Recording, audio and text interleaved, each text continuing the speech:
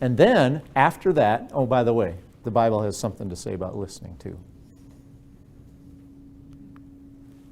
Of course, all great wisdom is from God. So then I need to come back, and that's the lower part of the cookie. After a double stuff in the middle of love, I'm coming back and say, so here's how I see it. Because if I listen to you really well, Jamie, if I listen really well to you, you're just going to assume I agree with you. And that may be true or not.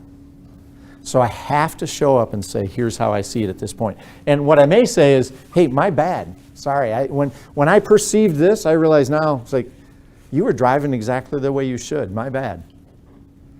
Or, I understand all that, and I think you should not do what you just did to me.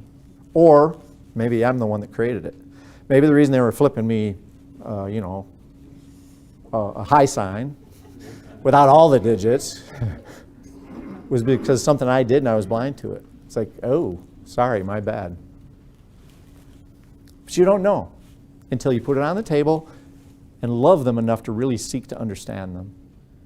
But then you have to say, so here's where I am on this.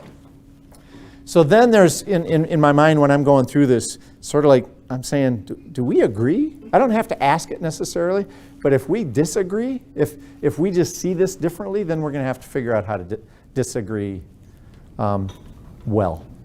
And then after that, it's like, so how will we go forward?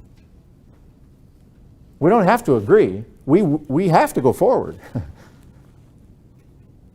So how will we go forward? And by the way, if we do agree, it makes this piece a little bit easier to do. But we have to figure out, so how will we live?